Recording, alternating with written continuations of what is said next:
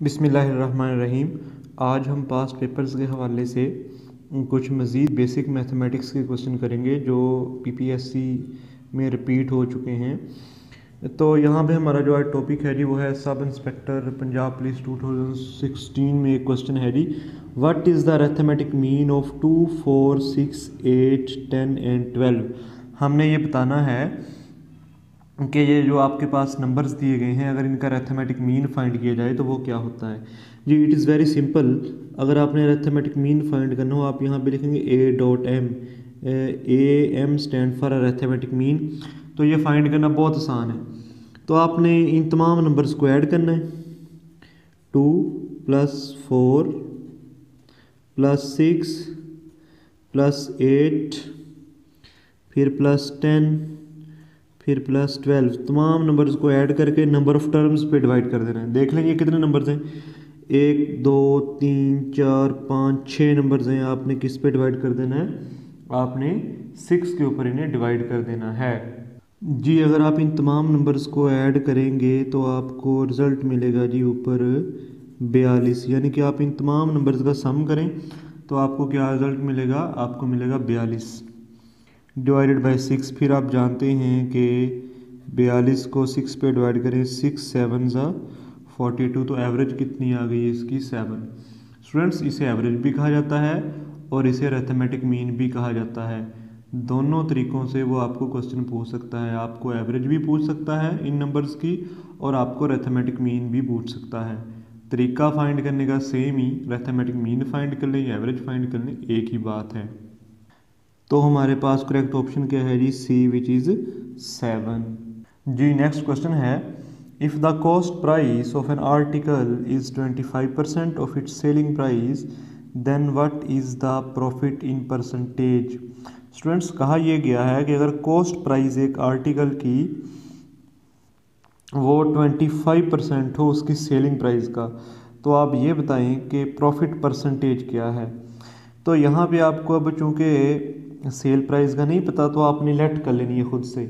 तो हम लेट करते हैं कि आपके पास जो सेल प्राइस है, SP stand for sale price, let कर लिया हमने कि सेल प्राइस कितनी है जी 100। यानी कि हमने कोई चीज़ जो है वो बेची है, कितने की बेची है 100 की, उसकी सेल प्राइस जो है वो 100 है। अच्छा जी, फिर कॉस्ट प्राइस इसकी क्या होगी जी, कॉस्ट प्राइस फिर होगी जी 25, क्योंकि हमने जो कॉस्ट प्राइस थी वो किसी आर्टिकल की वो 25% रखी थी इसकी सेलिंग प्राइस की। तो अगर सेलिंग प्राइस 100 है तो फिर कॉस्ट प्राइस आपके पास डेफिनेटली कितनी होगी 25। तो अगर आपके पास कॉस्ट प्राइस 25 है तो सेलिंग प्राइस फिर क्या होगी उसकी, वो 100 होगी। ठीक हो गया जी। इसके बाद हमने क्या फाइंड करना जी, हमने फाइंड करना जी प्रॉफिट परसेंटेज।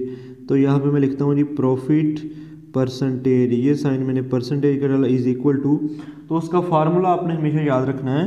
प्रॉफिट परसेंटेज का फार्मूला है profit divided by cost price, CP stand for cost price, multiplied by 100 जी। तो आप देखें आपको प्रॉफिट कितना हुआ है जी। तो प्रॉफिट हमने अगर फाइंड करना हो तो वो कैसे फाइंड किया जाता है जी, प्रॉफिट का जो फार्मूला है ना जी वो होता है जी sale price minus cost price, sale price minus cost price. और देखें सेल प्राइस कितनी है जी 100 और कॉस्ट प्राइस कितनी है 25, विच इज़ इक्वल टू 75। यानी कि जो प्रॉफिट है वो कितना है जी, वो 75 है। तो हमने यहाँ पे प्रॉफिट की जगह क्या पुट कर देना है 75, नीचे है कॉस्ट प्राइस, कॉस्ट प्राइस कितनी है 25 मल्टीप्लाइड बाय 100।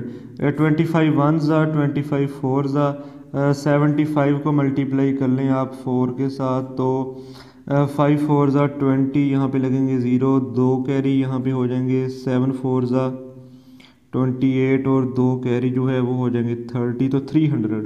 तो प्रॉफिट परसेंटेज क्या है जी 300% आपके पास प्रॉफिट परसेंटेज है। तो हमारे पास करेक्ट ऑप्शन क्या आ गया जी, सी।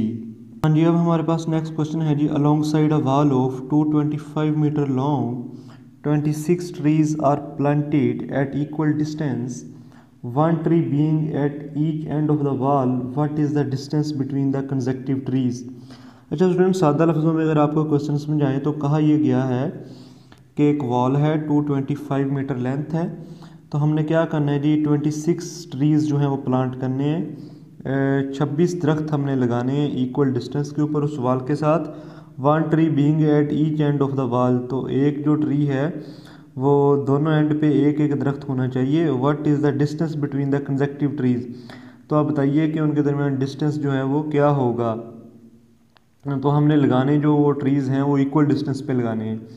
अब स्टूडेंट्स बात ये है कि अगर हमारे पास 4 ट्रीज़ हो ना, लेट्स सपोज कि हमारे पास 4 ट्रीज़ हैं, एक ट्री ये हो गया, दूसरा ये, तीसरा ये, चौथा ये। अगर हम इनको इक्वल डिस्टेंसेस पे लगाएं तो आप देखें इनके दरमियान कितने गैप्स आ रहे हैं। एक ये गैप हो गया, एक ये गैप हो गया, एक ये, तो 4 ट्रीज़ के बिटवीन आपके पास 3 गैप्स आ रहे हैं। इसी तरह अगर आपके पास 5 ट्रीज़ हों, 1 2 3 4 5, अगर आपके पास 5 ट्रीज़ हों तो उनके दरमियान गैप्स कितने आएंगे, तो वो आएगा 1 2 3 4 गैप्स आएंगे। तो यहाँ पे हमारे पास ट्रीज़ कितनी हैं जी, 26 ट्रीज़ हैं। तो 26 ट्रीज़ के बिटवीन कितने गैप होंगे जी, अगर 4 ट्रीज़ थे तो 3 गैप थे, अगर 5 ट्रीज़ हैं तो 4 गैप्स हैं, अगर 26 ट्रीज़ होंगे तो 25 गैप्स होंगे, और 225 मीटर की आपकी वाल की लेंथ है। तो हम ऐसे करेंगे कि हम 225 को डिवाइड कर दिया जाएगा, किसके साथ डिवाइड कर दिया जाएगा जी, कितने हैं जी आपके पास ट्रीज़, 26 ट्रीज़ हैं। तो हमने 26 ट्रीज़ हैं तो उनके दरमियान गैप्स कितने होंगे, 25 गैप्स होंगे। तो हम 225 जो मीटर लेंथ थी उसको हमने 25 पे डिवाइड कर दिया, क्योंकि 25 गैप्स आने चाहिए और इक्वल डिस्टेंस के आने चाहिए। अब हम डिवीज़न कर लेते हैं जी यहाँ पे। तो डिवीज़न में क्या होगा जी, 225 को हमने डिवाइड करना है किस पे, 25 9 होते हैं जी 225, तो आ गया जी आपके पास 9 मीटर। तो यानी कि हम क्या करेंगे जी, हम हर ट्री को अगर 9 मीटर के डिस्टेंस पे प्लांट करें तो उनके दरमियान जो डिस्टेंस है वो इक्वल डिस्टेंस होगा और 26 ट्रीज़ प्लांट हो जाएंगे 225 मीटर जो लेंथ होगी वाल उसके साथ। अब हमारे पास है next question, complete the number series 3 2 7 6 and 11। हमने इस नंबर सीरीज़ को कंप्लीट करना है। तो एक दफ़ा आप इस सीरीज़ को ज़रा लिखें, पहले 3 है, फिर आपके पास 2 है, फिर क्या है जी 7 है, फिर क्या है जी 6 है, फिर क्या है जी 11 है। स्टूडेंट्स कुछ सीरीज़ होती हैं जो डबल सीरीज़ होती हैं, तो ये सीरीज़ भी जो है वो डबल हैं, यानी कि फर्स्ट एलिमेंट का जो रिलेशन है वो होगा थर्ड के साथ, और थर्ड का जो है वो होगा आगे फिफ्थ के साथ। इसी तरह जो आपके पास सेकंड एलिमेंट है उसका रिलेशन जो है वो किसके साथ होगा, फोर्थ एलिमेंट के साथ। इसी तरह फोर्थ एलिमेंट का जो रिलेशन है वो आगे सिक्स्थ एलिमेंट के साथ होगा, और यहाँ पे जो एलिमेंट आएगा वो हमने फाइंड करना है। अब स्टूडेंट्स आप देखें, अगर आप ऐसे करेंगे, इस 3 में आप ऐड कर दें 4, 3 में जब आप 4 ऐड करेंगे तो क्या आएगा 7, 7 में फिर आप 4 ऐड करेंगे तो क्या आएगा 11 आएगा। इसी तरह आप यहाँ पे देखें, 2 में आप ऐड करेंगे 4, 2 में आप जब ऐड करेंगे 4 तो 6 आएगा। अब 6 में आपको फिर क्या ऐड करना पड़ेगा जी, नेक्स्ट टर्म फाइंड करने के लिए 6 में आपको क्या ऐड करना पड़ेगा, 4 ऐड करना पड़ेगा। 6 में 4 ऐड करेंगे तो यहाँ पे कितना आ जाएगा 10। अब स्टूडेंट्स यहाँ पे जो आपके पास नंबर आया है 10, यही नंबर हमने फाइंड करना था। तो आपके पास ऑप्शन देख लें, डी जो है वो आपके पास करेक्ट ऑप्शन है, विच इज़ 10। जी स्टूडेंट्स हमारे पास नेक्स्ट क्वेश्चन है जी, सिंप्लीफाई करना है जी। हमने क्या करना है जी, हमने जो हमारे पास 18800 है इसे हमने डिवाइड करना है किसके ऊपर जी, 470 के ऊपर। फिर हमने इसको डिवाइड करना है किसके ऊपर जी, 20 के ऊपर।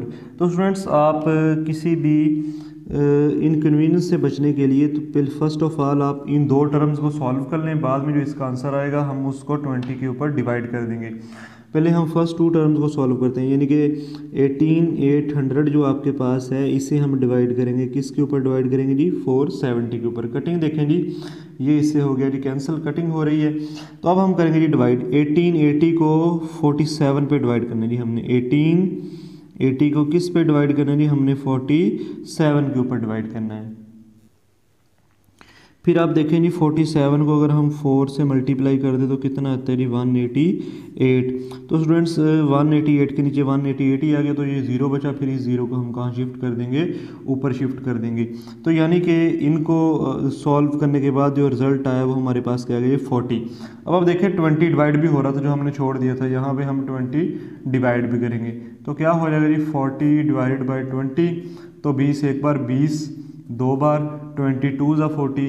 तो आपके पास सॉल्व करने के बाद इसका करेक्ट आंसर क्या है जी, बी विच इज़ 2। जी स्टूडेंट्स नेक्स्ट क्वेश्चन है जी हमारे पास, the theorem in a right angle triangle the square of the hypotenuse is equal to the sum of the square of the other two sides was discovered by. तो ये theorem था, ये किसने discover किया था? स्टूडेंट्स पहले हमें ये तो पता होना चाहिए ना ये थ्योरम था क्या, तो थोड़ा सा हम इस थ्योरम को ज़रा डिस्कस करते हैं।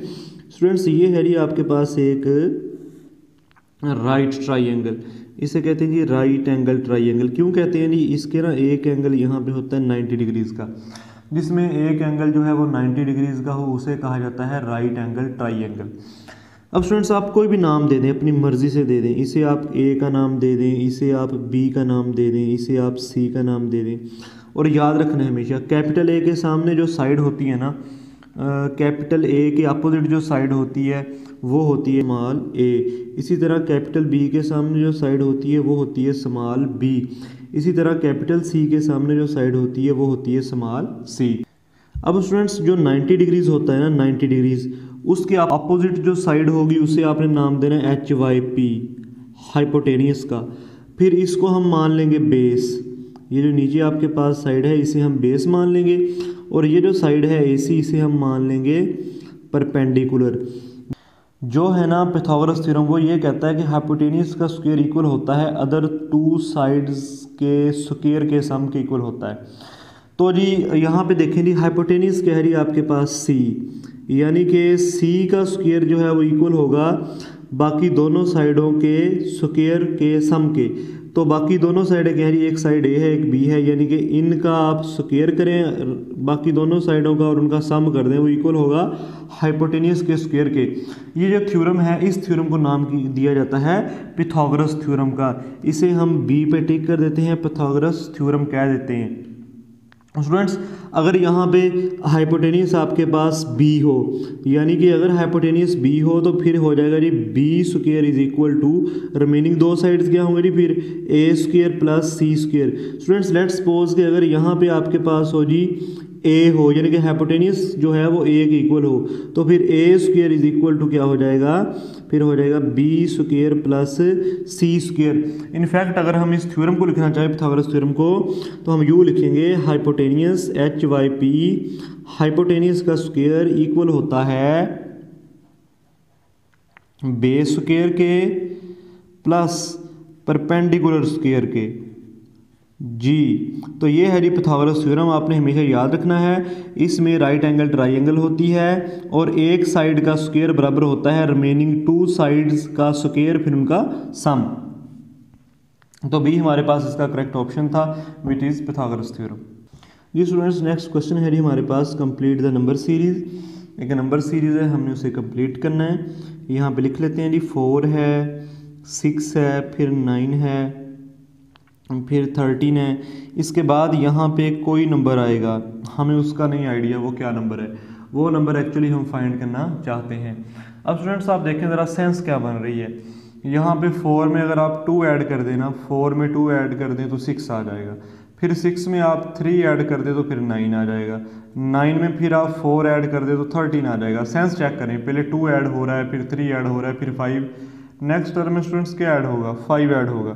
13 में 5 ऐड कर दे तो यहाँ पे क्या आ जाएगा, 18 आ जाएगा। तो हमारे पास इसका जो करेक्ट आंसर हुआ वो हुआ जी सी विच इज़ 18। जी स्टूडेंट्स नेक्स्ट क्वेश्चन है जी, our library received an average of 510 visitor every Sunday and on other day 240. What is the average number of visitor in a month of 30 days being with Sunday? Students अगर हम इस question को बड़े सादा लफ्ज़ों में समझने की कोशिश करें तो कहा यह गया है कि एक लाइब्रेरी है, उसमें अगर एवरेजली हम देखें हर संडे 510 विजिटर विज़िट करते हैं उस लाइब्रेरी को, और जो बाकी दिन हैं यानी कि उसमें मंडे है, उसमें ट्यूसडे है, वेडनेसडे है, अप टू सोन सैटरडे तक बाकी जो डेज़ हैं, तो उसमें एवरेजली 240 पर डे जो विजिटर हैं वो विज़िट करते हैं। What is the average number of visitor in a month of 30 days. एक महीना है जिसमें 30 दिन है, आप बताइए उसमें एवरेज जो विजिटर हैं पर डे वो क्या होंगे। बीइंग विद संडे, जो मंथ संडे से स्टार्ट हो।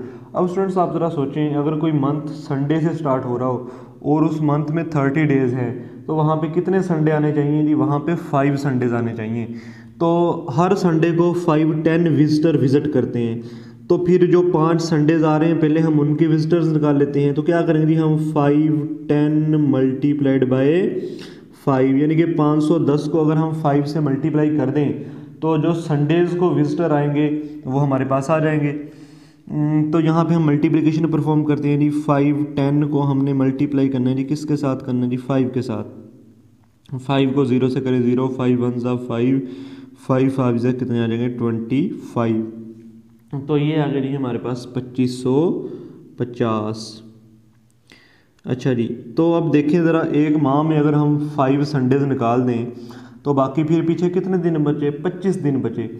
और वो जो 25 दिन हैं, उन 25 दिनों में पर डे के हिसाब से 240 विजिटर विज़िट करते हैं जी। हाँ जी, तो 25 को हम फिर मल्टीप्लाई कर देंगे 240 से, क्योंकि हर दिन में 240 विजिटर ने विज़िट करना है। 25 दिन ऐसे होंगे जिसमें हर दिन 240 विजिटर जो हैं वो विज़िट करेंगे।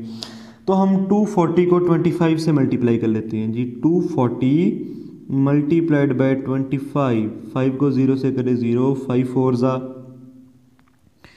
20, 0 2 कैरी, 5 2 ज़ा 10 और 2 12 आ जाएंगे, 2 0 ज़ा 0, 4 2 ज़ा 8, 2 2 ज़ा 4।